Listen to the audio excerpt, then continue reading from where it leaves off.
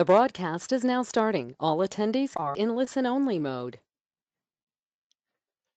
Good morning, everyone, and welcome to today's webinar. Today we're looking at, it's a brand new topic for Sage Business Cloud Accounting. We're specifically looking in the introduction session for the construction sector.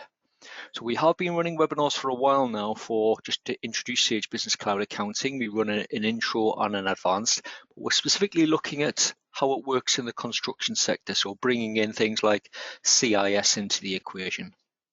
So this morning's session should last around about 60 minutes. During the session this morning, as usual, you will be in listen-only mode. Just means if you do enable a microphone at any point, you'll just be muted. You'll find you can't unmute yourself. So any questions, if you can access the questions panel down the right-hand side of your screen, you'll have a little icon with, looks like a speech bubble with a question mark in it. If you give it a click, it'll then expand that panel down the right-hand side and you'll be able to type in any questions or comments you have. Just myself running the session this morning, so I'll be doing the talking, the demos, and of course, reacting to your comments and trying to answer any questions that you might have. But please keep them coming, anything and everything. We'll just try our best to either answer the question or point you in the right direction. But hopefully you're with me for the next 60 minutes. Now, this is what we're going to be covering this session. So the idea is to, although we're going for a construction theme in the session this morning, the idea is to give you, I suppose, an all-round view of Sage Business Cloud Accounting. So we're going to start with a little bit of background, telling you a little bit about Business Cloud, how it works and how you go about accessing it, etc. Obviously very flexible in that respect. We'll look at switching on CIS. I don't want to go through the options for you to then think, well, when I'm trying to follow it through myself, I don't see that option. So we need to switch on CIS. So we'll cover that and then we'll have that theme throughout the session. We'll then move on to customizing your invoices, show you how you can add your logos, that type of thing. Setting up contacts under normal circumstances. We're talking about customers and suppliers. In, I suppose, the construction sector, we're talking about contractors and subcontractors. We'll look at analysis types. So analysis types just adds that extra bit of flexibility when it comes to reporting, or maybe even just using it to record additional information against your transactions and your actual records themselves. We're then going to move on to entering transactions, so looking at entering invoices, quotes, estimates. Also CIS processing, what does that look like? What can you do in the software? We'll pick up on banking, recording money coming in and going out of your bank. Unfortunately, there is a bit of money going out to record as well. It's not just all about sales. We'll look at reporting, give you an idea of what's available. And then we're going to finish today on the mobile app. Show you how that added flexibility. I've got a couple of videos that I'll play for you today as well, just to give you an idea of what that looks like. Yes, I could show you some pictures and on some slides, but I like to really have as many live demos as I can. So we will be using the software quite a bit in this morning's session. But let's start with a little bit of background to Sage Business Cloud Accounting. And I'll quickly share my screen at this point as well. So I've got my browser open at the moment, and I'll explain why in just a moment. So the first thing to mention in relation to Sage Business Cloud Accounting is that it's what you would regard as being native cloud software, meaning it's fully in the cloud. And that just means there's nothing to install on your PC. Any updates and enhancements, you're not going to be emailed those. You don't need to download anything. Any updates and enhancements are just automatically available to you. So they're automatically added to the software. Now, Sage Business Cloud can be accessed from a range of devices, including PC, tablets, and smartphones, if you're using the mobile app. And to access it from a PC, all you need is an internet connection, which just about everyone has these days, the link to the logon page, and your logon details, which is usually your email address and your password. This means that you could be at work accessing your accounts on your PC one moment, and then the next you're working from home. You've just got instant access to it. You simply log in to access the software, and your accounting information. So in my instance, I've got my browser open. I've got a little shortcut here on my toolbar at the top here. So just give it a click. Choose my country, so United Kingdom in this case, and then I'll be able to click login. So I'll log in. Because I've logged in from this PC before, obviously it's picked up my email address and my password. If you're doing it for the first time, obviously you can tick the box to say remember me, and then it'll save you having to enter that. So it's only you that has access to that PC. That's probably what you would do. We then just click login, and that takes me into the software itself. So this is the summary page. This is what it looks like when you log into it. So I've now got full access to my accounts at that point. Now, not many of us are accountants, and Sage Business Cloud obviously is designed so that you don't have to be. You'll see in the demonstration today, it's really easy to navigate, easy to use, and of course there's plenty of support available to you. So as far as sort of navigating this software, you've got this one toolbar along the top. So really easy to find your way around the software. And we'll be using quite a few of these options during this session today. I mentioned there's also plenty of support available to help you as well. Whichever screen you're on, next to the title for that page, you've got this little question mark icon, and if you give that a click, it will actually take you into the help or the area of the help center relating to the page that you're on. So if you're not sure what you're doing, not sure what a particular field means when you're accessing a particular area of the software, then you can just click that little icon and it'll bring up the relevant help for you. The other way you can access help as well is via the help link in the top right hand corner. This gives you access to our help center. So maybe you're not even sure of the screen that you should be in the first place. So that's how you can find out. You can just type in a couple of keywords into the search box, click the search icon, and it'll find the relevant help for you. Or you can just manually navigate through the content. Now, we would always recommend that you try that in the first instance. If you need a little bit of help, try checking the help center. Is it in there? Does it contain the information you need? If not, maybe you just need that little bit of extra help, a little bit of extra support. Number of options available to you. If you just scroll down to the bottom of this page, you've got an option for getting in touch. When you click that, it will bring up a list of the options available to you. So we've got a number of ways that you can get in touch with our support team. The first one and the recommended option is our Q&A live service. Our Q&A live service is an area where you can just log into those sessions. Simply by clicking the link, it'll prompt you to enter your name and your email address, but otherwise you will join the session and then you can start typing in your questions for our support team. Now, it's the recommended option because it's the quickest way to get in touch with our support team and get answers to your questions. Generally, those sessions run Monday to Friday, 9 till 5. Other options for getting in touch with our support team, online chat, and also our telephone support team. If you prefer just to pick up the phone and speak to someone, then you can do that. And of course, we've got Sage City, which is our business community for Sage users. So if you've got any other questions, maybe you don't need an immediate response, maybe you're just asking for some advice. It doesn't even have to be on your software. You can pop that onto Sage City. You'll find blogs, questions and answers, you name it. It's all contained in Sage City. But you'll find that other Sage users from our community will be able to offer you advice. You can offer advice, you can pop your questions on there. So loads of resources in there as well. So if you get stuck with your software at all, loads of support available for you. Now, it's worth mentioning just before we get stuck into the demonstrations today that there are a number of levels of Sage Business Cloud accounting. And in addition to obviously all of the standard features that you would expect from accounting software, like the ability to enter an invoice and record a bank payment, Sage Business Cloud Accounting Standard and Plus provide both industry-specific features and obviously functions to facilitate your processing. So in this case, within the construction industry. So we're going to concentrate on two levels today, standard and plus. And the main difference between the two is that in the plus level of the software, you can invoice in multiple currencies, and you can also manage stock levels.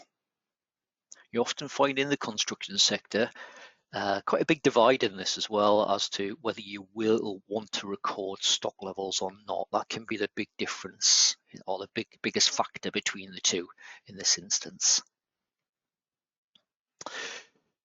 Right, we're going to get stuck into some demonstrations at this point, and as you'd expect, first area we're going to look at is the construction industry scheme option itself.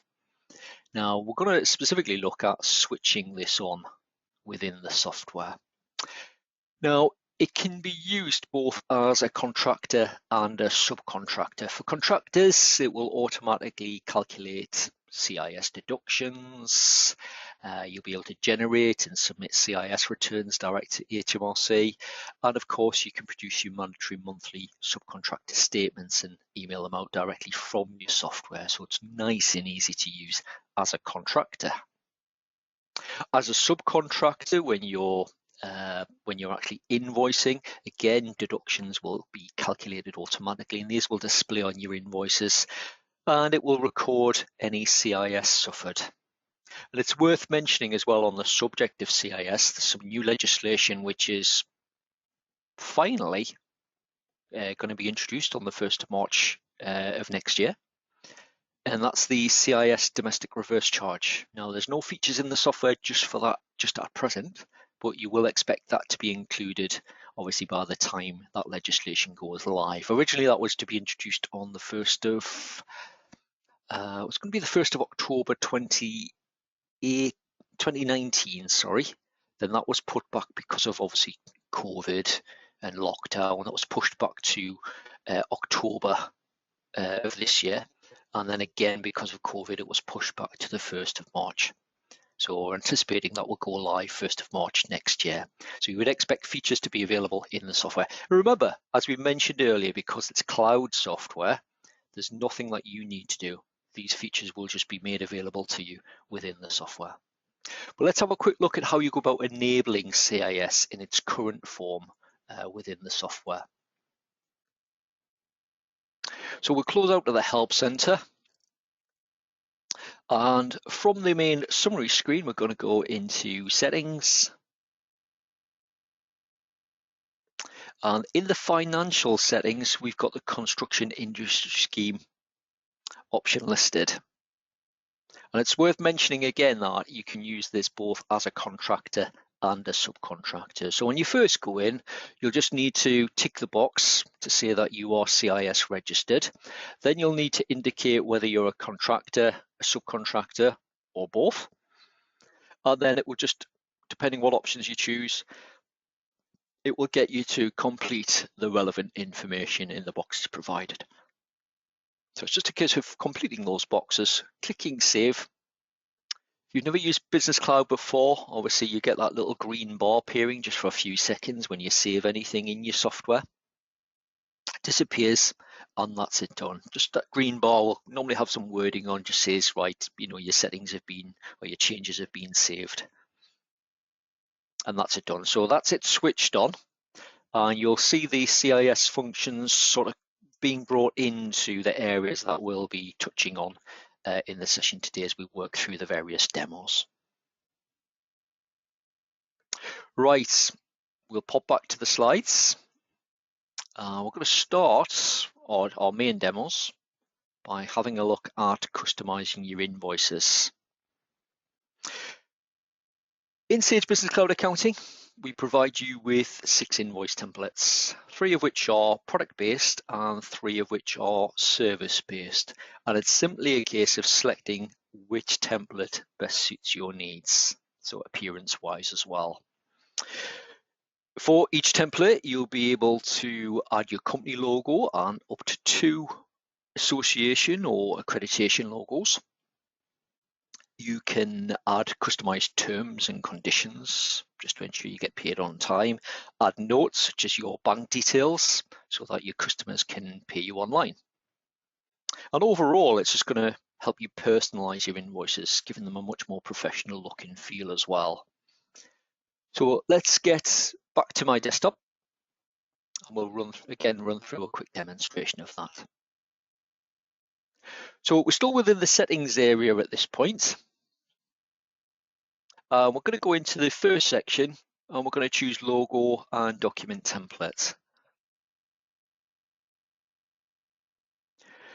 Now remember, again, if you need any help on any of the options that you're looking at, you've got this little icon next to the title of that page. Remember, you've got that available throughout. So it lists the templates. The first three are the product-based templates, and the second three are the service-based templates. So just a case of you choosing which best suits your needs. Now the product-based templates, obviously the main difference between product and service-based is that with product-based, it's going to dedicate more space in the main body of the layout of the invoice to things like a product code column, a description column for that product. You're then going to have a quantity and a unit price. Whereas the service layouts, if you are service-based, which most in the construction sector use service-based invoices. So for service-based, it dedicates more space in the main body of the invoice for you to actually key in that text. So when you're entering your invoices, obviously it'll just expect you to key in text of the service that you're providing at that point. So it's just a case of you choosing the layout which best suits your needs. You can see it's got positions on here as well, where it would add your company logo. You've got positions for your two association logos, and this is what the layout would actually look like when you generate your invoices. So just choose the one you're after. Coming a little bit further down the page, you've got your logo areas. You've got information down the left-hand side on advice on file sizes, file formats, and obviously recommended dimensions as well. When you first come in, they'll all just say add a logo. You'll click the little box, and then that will just bring up your like a browse window on your PC. Let you browse for your logo. You'll be able to select it, click open, and it will just add it into the appropriate position. It will be validated as well to make sure it meets those requirements. So you can see I've added a couple of logos in here, again trying to go down that construction theme. Probably tell I'm not a graphic designer by the quality of those wonderful images there. But again, just to stick with that theme, we've created a few sort of construction related ones. Right, coming a little bit further down that page as well, you've got the option to choose your theme color for your invoices. So there's 10 standard colors to choose from. This little preview window will give you an idea of how that color would be applied. If you don't want to use one of these standard colors, you can just type in if you know the hex code for the color, maybe you've got a company brand color. So if you know the hex code, you can just type that in and it will use that color instead. And then finally, you've got your font and your font size that you can choose from at the bottom. If you make any changes, you click save. Again, we'll get the green bar appearing along our bottom just for a couple of seconds, just to let us know that it saved those changes successfully, and that's it done. While we're in here, I'm going to pick up on one other area, and that's this invoice form settings. Now, as you'll see, that again, there are loads of settings in this option, in this area as well. But just to pick out a few options within this screen, firstly, the next invoice number. Normally always get asked about that on my webinars when I run them, particularly when people are coming from other software. So the common question, can I continue with my invoice numbering sequence? Yes, you can. You just need to come into this area and click into the box and type in the next number that you want to use. So if you are on existing software, you can continue on with that. Coming a little bit further down the page, we've got the terms and conditions area and also the notes area. Now in this instance, just a case of you popping in choosing the relevant document, and then you can pop in the terms and conditions or any notes you want to add. So in this case, in the notes area for invoices, I've just added some basic bank account details so that my customers can pay me online. making it nice and simple. They don't have to come back to me and ask for that information, or I don't need to provide that separate. By entering it here, it will just automatically include it on the invoice. You'll see that later on when we enter an invoice that it pulls all this information through. You'll still be able to change it, but it will pull it through by default. Now you could use that for anything you wanted. So for notes, for instance, you might even put special details of specialist services that you now offer. So almost like a bit of marketing on your invoices. So you can include that type of information by default. Again, if you make any changes, just it's down to the bottom, click save, and that's it done. So again, a little green bar just to let us know that's been saved. Now remember, as we're working through this session, have you got any questions for me at all? Or any comments? Maybe you weren't sure about something, or you spotted something and you just want to ask a question about it, pop it in that questions panel. I'll try my best to pick that up for you. Well, we're going to go back to the slides, and at this stage we're going to move on to contact records. Now, when we're talking about contact records in general, we're talking about customers and suppliers. And if you've enabled CIS, you'll be able to flag them as either a contractor or a subcontractor. So within the customer and supplier records, you'll actually be able to enter their CIS details as well. So once you've customized your invoices, before you then start entering them, you are going to need to create contact records. Now, if you are on existing software, and one of the barriers to switching from one bit of software to the other is thinking, well, I'm going to need to start again, and I'm going to need to key in all those records from scratch. And you've got two options when it comes to transferring your records across. You can add them manually just by keying in the information. And don't think that you need to, if you've got 300 customers set up in your existing software, that you need to sit and key them in all in advance. You can just enter them as and when you need them.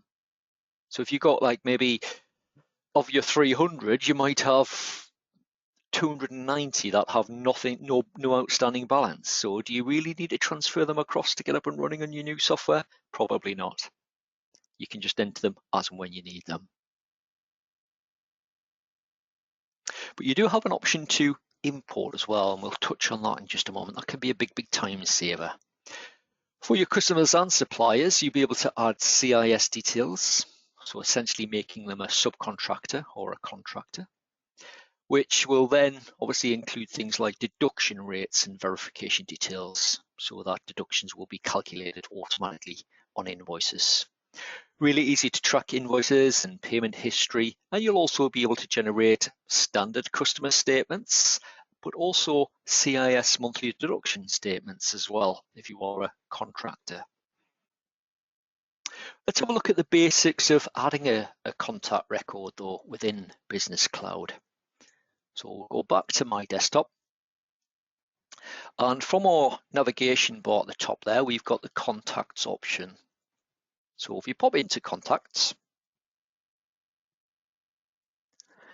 and it will give me a full list of all of the customers and supplier records that I've got set up. If you've enabled CIS, you can see we've got a CIS column here, and if I can sort by that column as well just by clicking that column heading.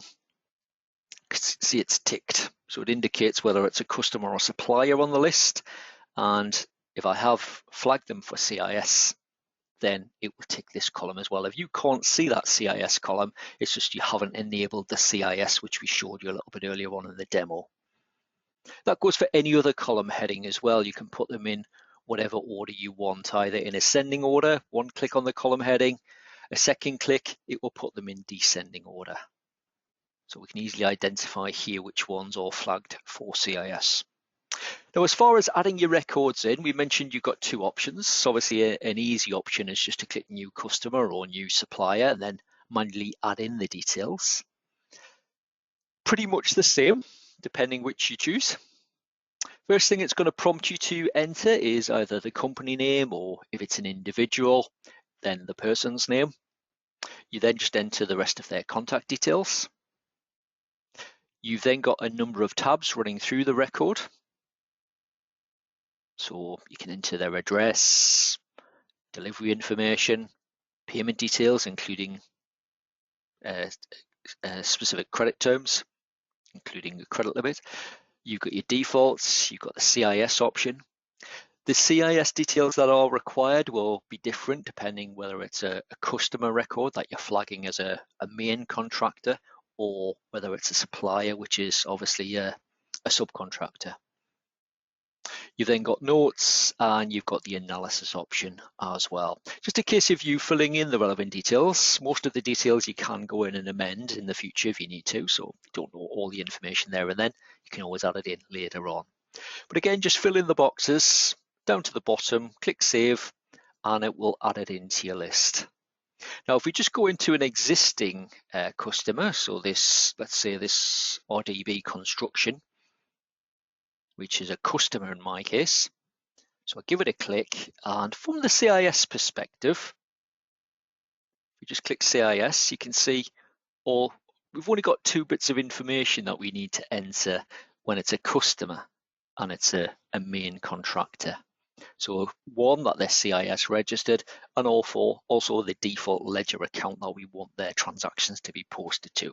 We can set a default, although we can still amend that later on when we're entering transactions.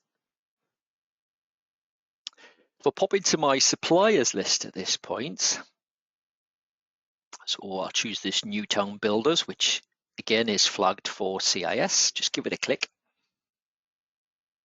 And if we go into CIS, you'll see it asks us for a little bit more information this time with them being a subcontractor. So you'll come in, you'll flag them as CIS registered, and then we'll be prompted to enter the rest of the information. But other than that, really the records are pretty much the same. You've got the activity tab at the within the record, which helps if I choose a one that's got activity on there. Let's pick on one. So let's go back to the main list and we just choose this one. I use this one quite a lot. This isn't flagged as CIS, this one, but obviously on the activity tab, it's got loads of transactions on there. So the activity tab will show that full transaction history. So you'll see all the invoices, credits, receipts, payments, that type of thing. You can narrow it down by date range as well if you want. Now, if you are wanting to import, so if you just go back to the main contacts list, attached to the new customer and the new suppliers, you've got these drop downs. So you can import customers or import suppliers. And that can be a big time saver when you're switching software. So imagine, you're in your existing software. If you can get that contact information out of that software, so export it to the likes of Excel, then you'll be able to import that into Sage Business Cloud. And that can be such a big time saver when you're first starting out. So imagine not having to type in all those names and addresses. They're just brought across in one go. If you need any assistance with that one, first of all, when we go to import customers, just as an example, you've got the ability to download the template that you need to use to import them, but there's also further guidance available from our help center via this secondary link. And just remember, our support team is there to assist as well. So if you need that little bit of extra help to pull that across, it's worth persevering with, even if you've never done that before. And you might think, oh, well, I'm not an accountant. I don't understand this accounting software. Obviously, you're going to be new to it. So if you need that little bit of assistance, we're here to help. Get in touch. You don't need to struggle with anything at all. Right, let's pop back to our slides. We're going to, at this stage, pick up on the analysis types option. Now, analysis types really split into 2. You've got transaction analysis and you've got group analysis. And analysis types are just a way of adding that extra level of functionality. So that extra level of analysis, as it would suggest, when you're entering transactions, or a way of categorizing your records. And it means that when it comes to reporting, you've got that extra level of the ability to filter your reports. So maybe running something like a project profitability report, or maybe you want to report by department. Maybe you've got your customers flagged as being owned by a certain, like project manager, for instance. So we'll have a look at these options next. Let's switch back to my screen. Now, it's worth setting up your analysis options before you do start entering transactions. Otherwise, you might think later on, right, I've now seen that, I'm going to set up my analysis options, and potentially you're going back then and having to edit your transactions to flag them accordingly. Really easy to set up your analysis options. So we're just going to go into settings. And in the financial settings area, we've got analysis types. So it's split into two categories, or two analysis areas: transaction analysis and group analysis. Now, there are three categories within sort of each analysis area. So for transactions, you've got, and they've got default descriptions as well to maybe give you an idea of how you might use them. You can rename them and use them for something completely different if you want. So you've got that flexibility. If you do want to rename them, use them in a different way, then just click the little pencil icon, change the description. But these are by far the most commonly used options, the default descriptions, for being able to flag your transactions and allocate them to a specific department, cost center, or project. Now, if we look at projects just as an example, just looks like I've got two set up there. You can obviously add more, just a case of clicking down to the various lines.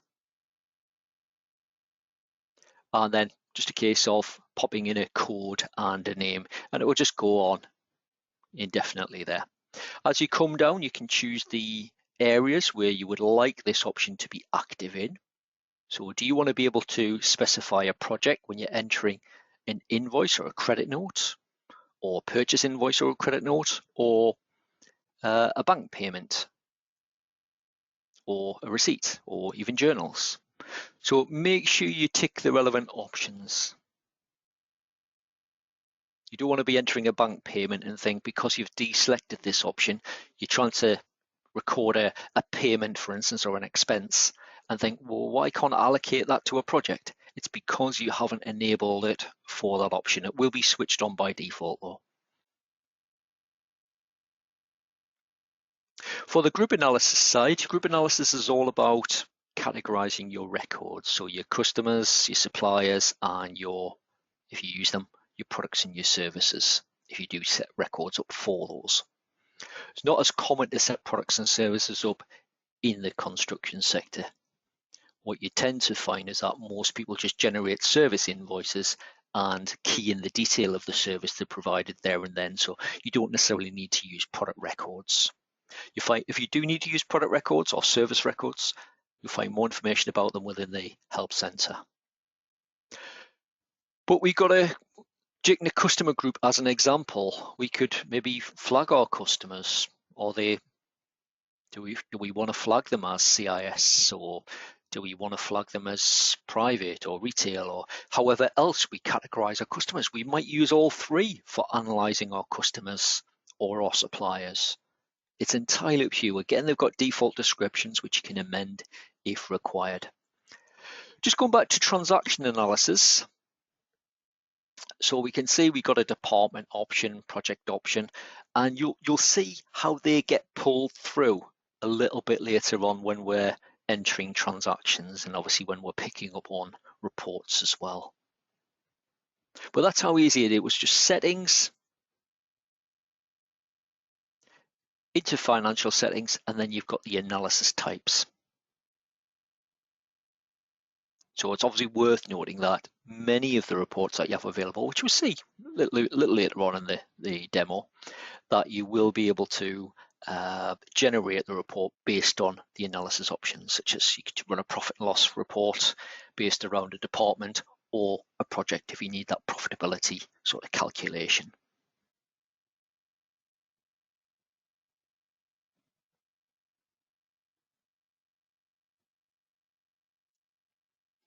Right, okay, next we're going to move on.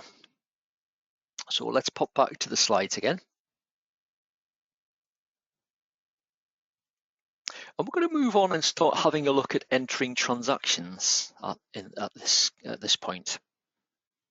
Now, once you've entered your customer details, we're going to concentrate on the sales side just for the time being. So once you've entered your customer details, and if necessary, you've added your product and service records, although again, what you tend to find is that the majority in construction sector just go straight for service invoicing. Then it's really quick and easy to both create and send out your invoice. You simply select your customer, enter the details of what they bought, and then you can send it. Things like your VAT and your CIS deductions calculated automatically. You do have the option to generate quotes and estimates, which you can then easily convert into invoices when your customers accept the job.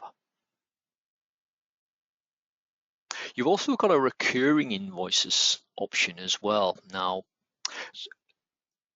you may or may not have a use for recurring invoices. Recurring invoices just takes, as it mentions there, it takes the work out of those regular invoices. So if you were to provide a service where you're providing that service on a regular basis and you're invoicing for the same thing on a regular basis. So let's say you maybe invoice for that service that you provide on a monthly basis. Rather than sit and key in the invoice each and every month, and some of those you might prepare them in advance. So rather than sit and do that, you can set up a recurring invoice so that the software does it for you. You can even have it generate the invoice and then just email it out automatically. So even slicker process. You don't then need, other than setting it up once, you then don't even need to get involved in that process. The software just handles it for you. But let's have a look at the basics of entering an invoice. Now, if you can't enter an invoice, a quote, or an estimate, you can enter all the others as well. And that goes for credit notes as well, for that matter. Well, let's pop back to my screen. We're going to go into our sales section at this point. And what we'll do is we'll just quickly enter an invoice first of all, just to give you an idea of what that looks like. So we'll just click New Invoice. What we're going to do, we're going to invoice our customer. Now we're going to choose specifically a customer that's flagged as a main contractor. So we have the CIS option enabled in this case. So we've got one, I've got them called RDB. There we go. So I just select them from the list. You'll notice you've got this add a customer option.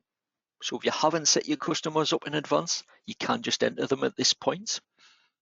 So we'll just select them from the list. Tells me this customer is CIS registered, and that selecting CIS labour ledger accounts will apply deductions to my invoices. Now there is loads of information available within our help centre about what it's talking there about their CIS labour ledger accounts. So if they're flagged as CIS labour and you invoice for that, and it's a CIS registered customer, it will automatically calculate the deduction for you. But you'll find a lot of the detail that you need about entering that type of thing within the help center. But you'll see when we specify the customer, it pulls through things like the invoice address. You've got a delivery address. It might be that you're providing the service to a particular site. So it might be a one-off. You could do it as a custom address. Pop in the detail there and then, and it will include that on the invoice. You've got your invoice date, you've got your due date, which is obviously calculated automatically based on the payment terms entered within the customer record, and you've got your order reference as well, so that's been provided for you.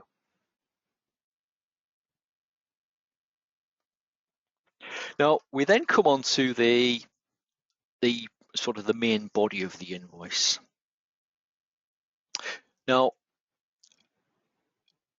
the product and service is used if you've actually set up product and service records, so you can actually choose them from the list. However, we mentioned that the majority of those in the construction sector, you tend to find they just go directly into the description column. So you haven't actually set up product and service records.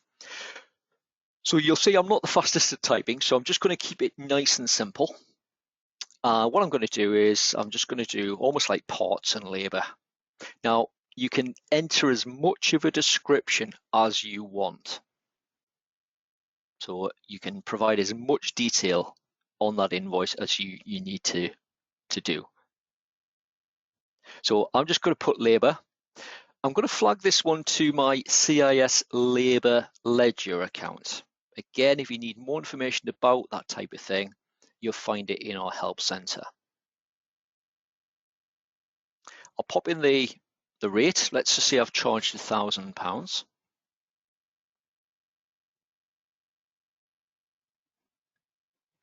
Then I'm just going to go down to the next line and let's just say materials.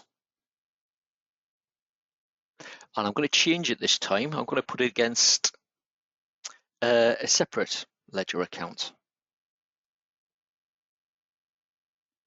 So I'll do CIS materials, this one. Oh.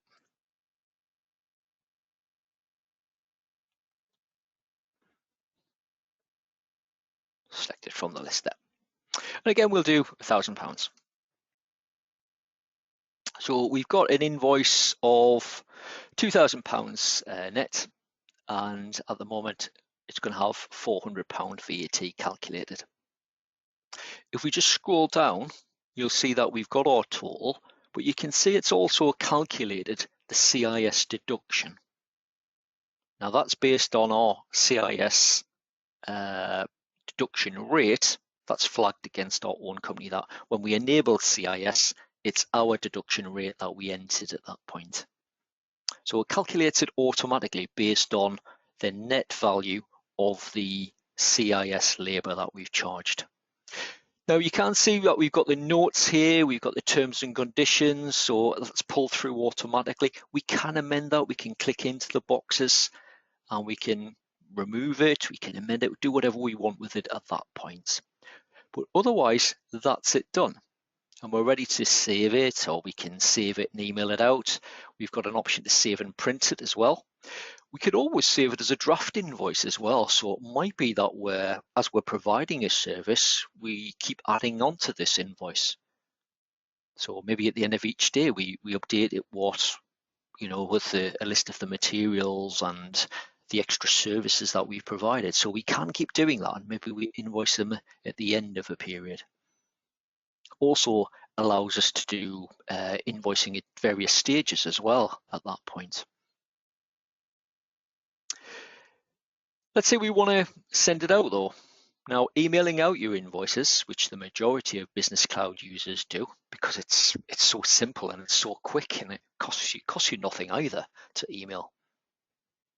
So we can click Save an Email. Green bar at the bottom letting us know that the invoice was saved successfully. It's pulled through the email address from my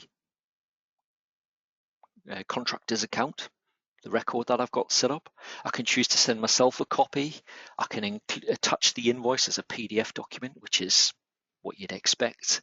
You've got your subject line and you've got your message line as well. Again, these can be preset. All we're going to do at that point, I haven't made any changes there, so again, it couldn't be simpler. I'm just going to click send. And that's it done. The invoice has been added, so it's on this list here. And if I want to view it again, I can just give it a click, pop back into it.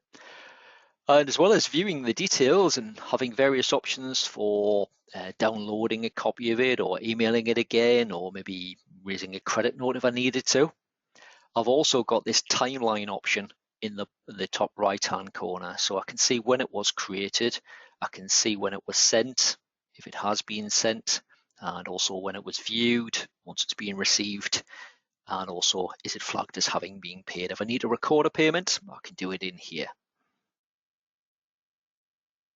Just quickly going back to sales, obviously you've got the quotes and estimates option. So if you can enter an invoice, you'd be more than capable of entering a new estimate or a quote.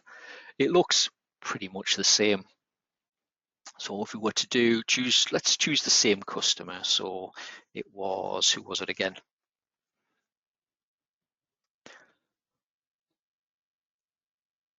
So again, it'll pull through the same information. We can provide the same information as well. Let's just do labour. Let's do just labour only this time, just to speed things up a little bit. We'll do £1,000. Again, you'll see if I choose the right ledger account,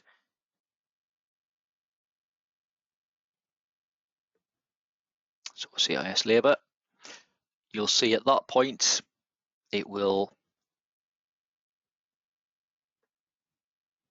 calculate the values for me. Now it does mention at this point that CIS labour ledger accounts will apply deductions when it's converted to an invoice. It doesn't do it until that point. So what I'm going to do is I'm just going to save it at that point. Obviously we could have emailed it out, and we've got the option, if that is accepted, we can create the invoice. We can edit it beforehand as well and then create the invoice, but it's that simple. We just click create invoice. It converts it for me. I've still got the opportunity to change it if I need to. And you'll see the deduction is calculated automatically at that point. And again, if I wanted to, I'll just save an email. And again, that's it all done. So again, it really couldn't be easier, that one.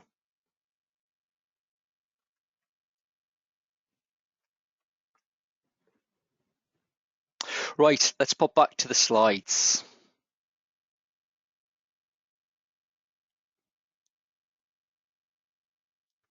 Now I want to come back to the slide that I used at the beginning, so talking a little bit more about the construction industry scheme. So we did mention you can use it for both if you're a contractor or a subcontractor.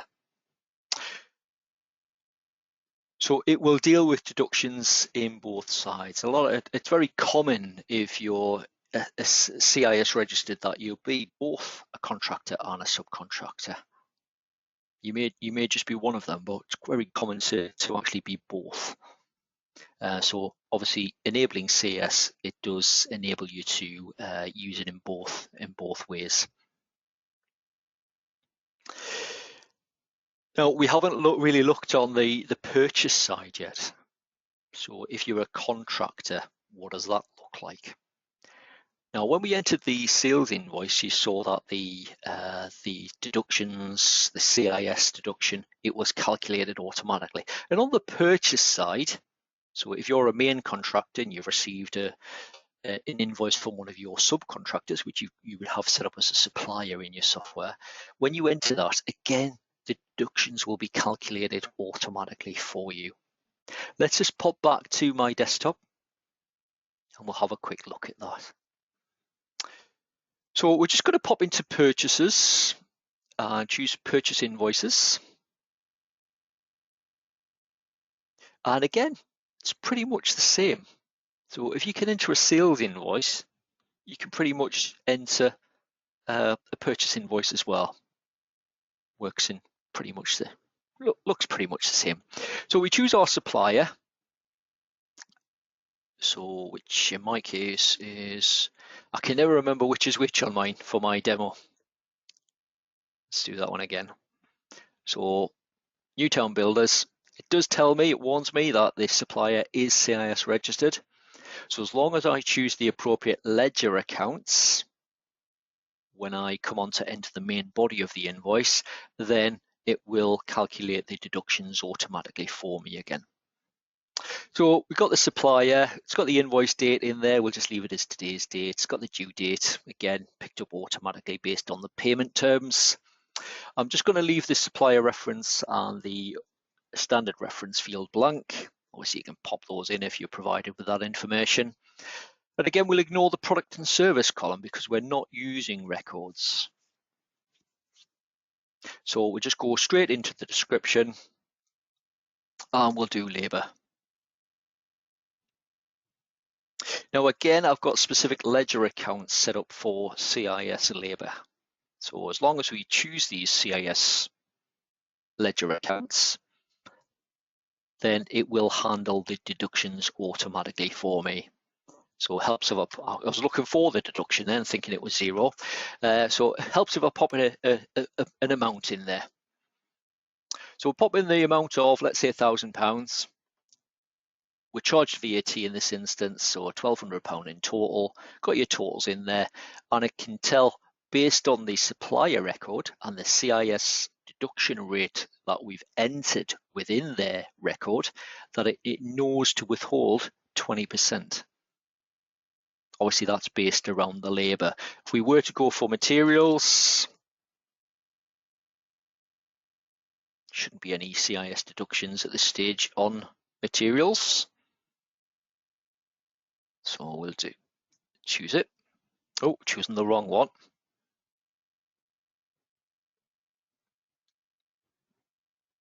Try that one again. And this time, if we pop the amount in, again, calculates, updates the totals, but there's no additional deduction. It is on the labour element only. And again, we can save that nice and easy. So your deductions are handled automatically for you. If you are wanting to pay that invoice at that point, you can just pop into this section here. At this stage though, we're going to quickly pop back to the quickly pop back to the slides. And the next area we're going to take a quick look at is the banking area. So with the banking area, again, hopefully you'll pick up the theme that the software is really easy to use, really easy to record money coming in and out of your business. One of the difficulties, not so much the difficulties, but one of the sticking points, I think, when people first start using accounting software is ledger accounts. And I mentioned earlier for CIS, the ledger accounts, there's more information about what ledger accounts to use for both on the sales side and the purchases side. You find more information in our help center.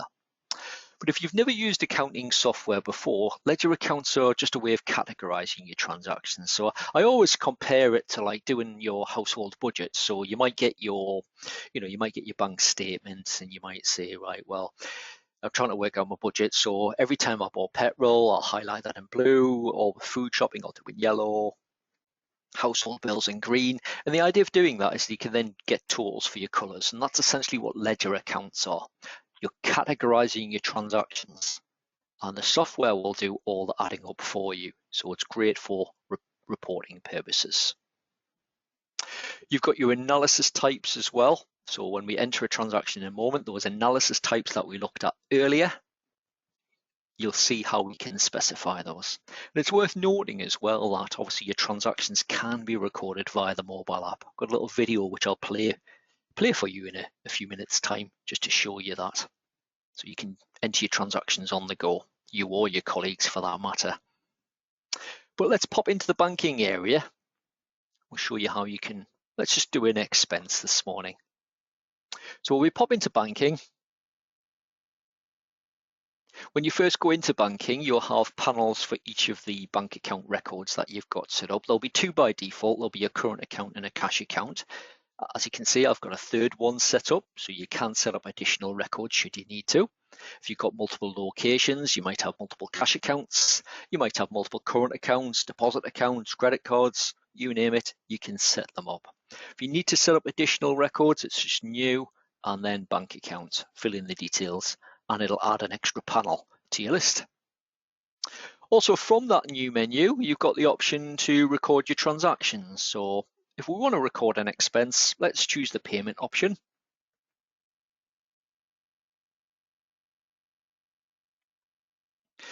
What we'll do is we've got the various options here. Let's record an other payment. So let's say we got an expense where we want to record an expense where we bought something. We don't want to flag that against a customer, a supplier, a contractor, subcontract. It's just an expense. Let's say we filled our van up with diesel, for instance, and we want to record that and allocate it to a project as well, maybe. So we're going to choose other payment. So we'll ignore the supplier in this case. So we'll choose the account that we've paid the money out of, let's say MasterCard.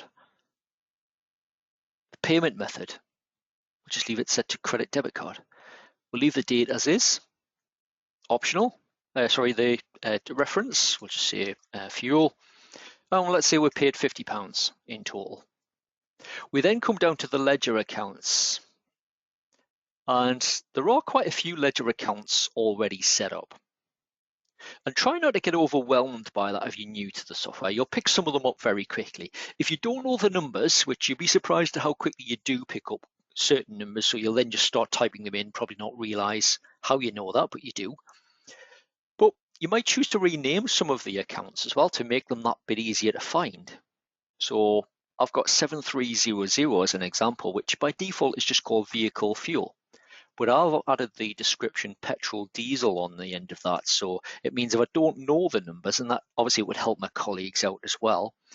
If I start typing, helps if you can spell, of course. If I start typing diesel, it will start narrowing down that to help me find it that bit easier. I can then select it.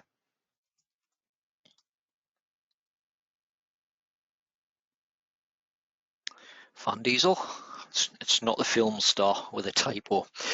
So we've got Van Diesel. Here we've got the analysis options that we've got enabled for this type of transaction. So I can choose the department that I want to allocate it to, or I can allocate this to a particular project. And that means I'll be able to report on that a little bit later on. So just pop in the detail. And then if we're happy, we save it. And that's how easy it is to record expenses within your software.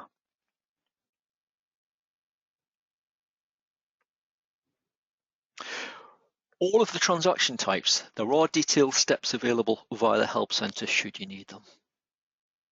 So obviously we just covered recording expenses. It could be income, it could be a payment to a supplier, a refund to a customer, a receipt from a customer. All of the various transaction types, they're covered in our Help Center should you need the sort of step-by-step guide. Right, okay, we're going to quickly pop back to our slides and we're going to next pick up on reporting. Now, when it comes to reporting, you've got a comprehensive list of reports available, and obviously they're available to you with just a few simple clicks. It's easy to drill down and obviously get out the information that you need. So with them, you'll be able to monitor things like your cash flow, profitability, and that includes by projects as well. Your software is fully compliant for MTD purposes, so calculating your VAT returns. It will cater for all of that, including enabling you to submit your VAT return online to the MTD gateway. It can generate your CIS returns, so if you flagged yourself as a contractor, you'll be able to generate a CIS return and get that submitted online direct to HMRC, and also generate CIS statements. And if you're a subcontractor, you'll also be able to generate CIS suffered reports as well. So really easy to keep and sort of track your progress of your business. Let's have a quick look at the reporting aspect of Sage Business Cloud though. So from our navigation bar at the top, we've got reporting. We just click into it. It will give us a list of all of the reports that we have available. So you've got your key reports as you'd expect, your profit and loss, your balance sheet, your trial balance, your age debtors, age creditors. So which customers owe you money and how long is that being outstanding for? Similar for age creditors, who do you owe money to and how long is it, how old is that debt? But the likes of your profit and loss, if we just quickly run that one, just give it a click, it will generate that for the company as a whole. But remember, we were talking earlier about maybe generating a profit and loss by project. So from the More option, we can choose one of the analysis types, so project in this case, and then we can choose the analysis category. We then click Calculate, and it will pull through the relevant information for us, and that includes that vehicle fuel that we've just entered. There must have already been an expense recorded against that one, but we can see it. If we give it a click, we can then go directly to that activity of that particular item, and we can see the transactions that have been posted to that specific ledger account. Let's just go back to reporting. So you've got a whole list of reports available to you. Normal activities, you've got audit trail reports, you've got cash flow forecasts, cash flow statements, and if we come right down to the bottom, you've got your CIS options as well. So if you wanted to generate a CIS monthly return as an example, you can click create, pop in the relevant period that you want to run that for, click continue. It will generate that for you, and then you can submit that online directly. And that would then enable you, once you've generated the CIS return as well. Let's have a look at this one.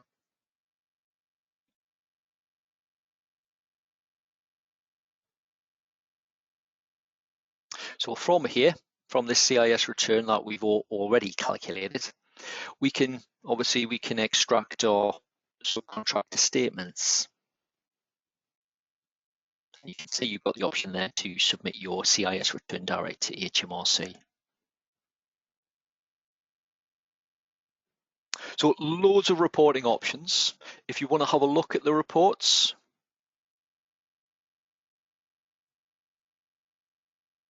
excuse me. So if you want to have a look at the reports, no harm in really running your reports at all. So even if you wanted to run a CIS return, you can always delete that if you needed to. So you don't need any specific one. But have a look at your reports, see what's available. Generally, you can't do any harm by running a report at all. You're just viewing it. Michelle, I'll come back to your question in a moment if you don't mind. I'll pick up on that one in a second because we haven't really touched on bank feeds today. And it wasn't something I'd planned on covering, but I'll pick that up at the end if you could just hang on. Right, final area I want to cover with you today. If I pop back to the slides, if you can hang on for a couple of extra minutes, we'll just quickly cover the final area of this morning's session, which is the mobile app. Now with the mobile app, it means that you can obviously manage your accounts on the go. It gives you nice, easy access to entering your information. So many of the transactions that we've entered today can be entered via the mobile app. And that includes your invoices, the likes of your expenses. So if you were out and about, you've got the mobile app available. Let's say that expense where we bought some diesel, we might have made that purchase, right? We've got the receipt in front of us. We can enter and record that via the mobile app. So just to give you a quick example, and I must mention as well that the mobile app is all included as part of your subscription. It's not just yourself. You could set your colleagues up to be able to use that as well. You'll be able to download it from the App Store or Google Play. And because if you're on Sage Business Cloud Accounting Standard or Accounting Plus, you can set up additional users. So it supports an unlimited number of users on that level of the software. So you could set your colleagues up so they're not having to pop round, if you're working from home, for instance, they're not having to pop round your house and post an envelope through full of receipts and invoices or quotes that need to be typed up. Quotes and invoices, you can just enter them there and then when you're on site with a customer. You can even email it out there and then as well, again from the mobile app. So if you're after the mobile app Store or Google Play, just search for Sage Accounting. You should then be able to download that, and then you'll be able to log in with your standard Business Cloud log-on. Let's have a quick look at an example of one of those though. So I'll just kind of quickly share a video with you just to give you an idea of what it looks like when it's actually working. So let's just do an expense. It's a bit like what we've just entered in the software. Let me just get that ready. And I'll share my screen at that point, and I'll just quickly talk you through it. Give you an idea of what that looks like. So this is me using the mobile app on my phone. So we'll choose the option to create an other payment. And then just a case of keying in the details, a bit like we did when we were in the software earlier.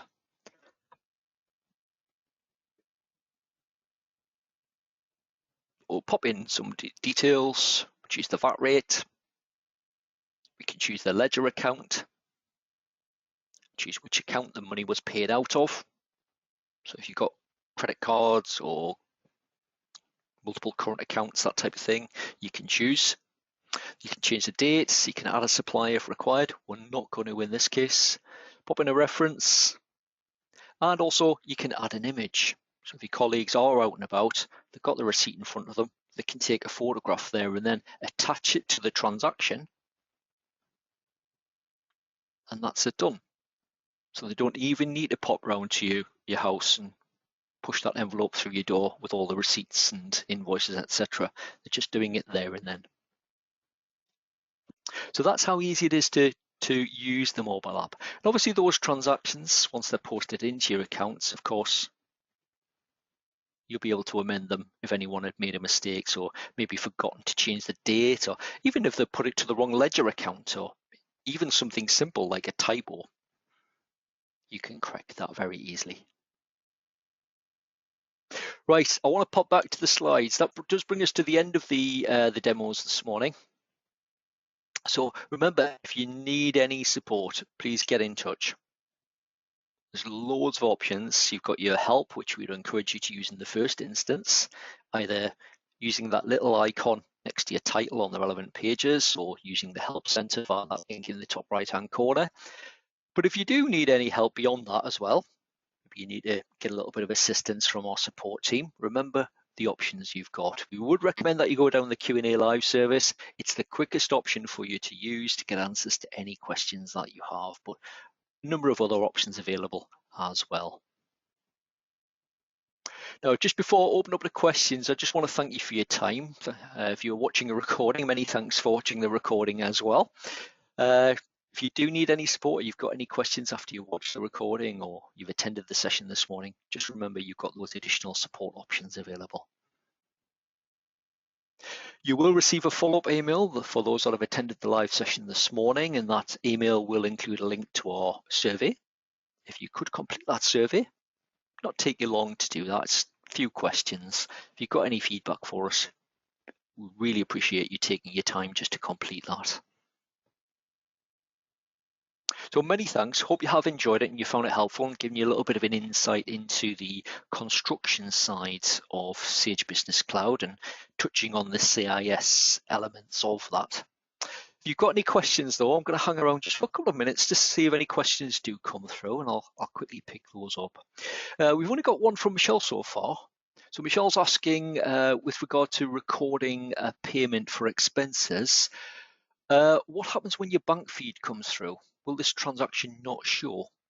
Now, what you tend to find with the likes of, if you're using a bank feed, is that you would just process your transaction from there instead. Depends how often you're going to be doing it. Now, for those of you that aren't familiar with bank feeds, a bank feed is a way of, let me see if I can quickly demonstrate that one. Just quickly share my screen and we'll go back to Business Cloud. So in banking, where I should have a bank feed set up. So I've got a bank feed set up with this one. So I've integrated this account here with my specific bank account. So what it will do is it will pull that information down into my accounting software. And all I do is I click the little link here. Now, it's very common if you're using a bank feed that this will be the kind of transaction that you process first thing when you're doing the probably first task of the morning. It'll pull your latest bank transactions down and you'll process them in this way. So rather than go into the banking area and entering that payment manually, you would come into this area. And let's say this was the equivalent of that expense for petrol that we entered earlier. What we can do is we can see the transaction 55.56 and we just go into create, choose the relevant ledger account.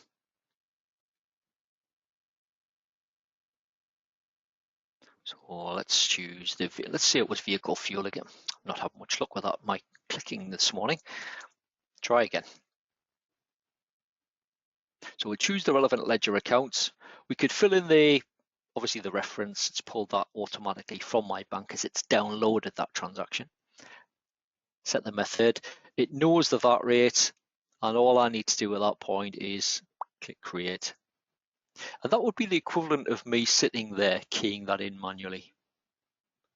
So I wouldn't do it manually at that instance if I'm using a bank feed. I just process it as it comes down. If you have already entered the transaction though, and maybe you're doing a combination of the two and just trying to get your head around sort of I suppose your processing routines. So if you've maybe entered that manually, so if your transaction downloads via the bank feed and you've already entered that, then what you can do is you could click on the cross, just say, well, actually I've already done that one. I can ignore it. I could discard that transaction from my bank feed.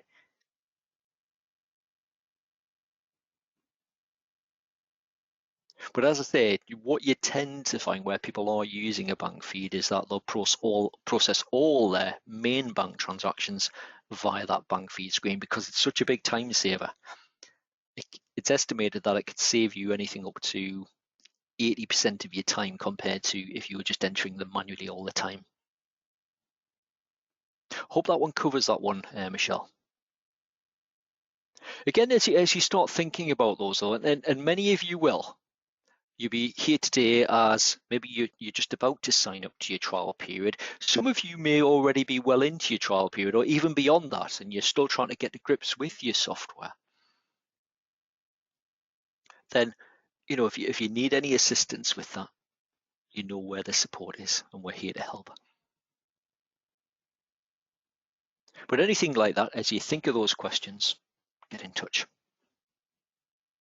Right, on that note, I think that was the only question we had outstanding from this morning.